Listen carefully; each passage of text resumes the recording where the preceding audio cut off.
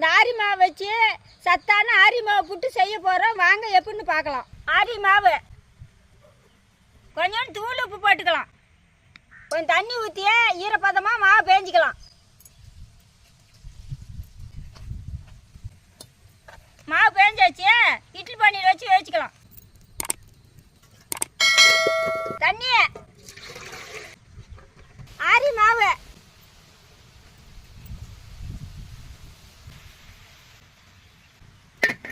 பத்து நிமிஷம் மாவு வேகட்டும்.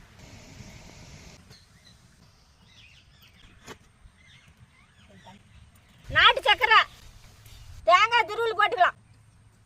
ஏலக்காய் எல்லாத்தையும் போட்டு நல்லா கலந்துக்கலாம்.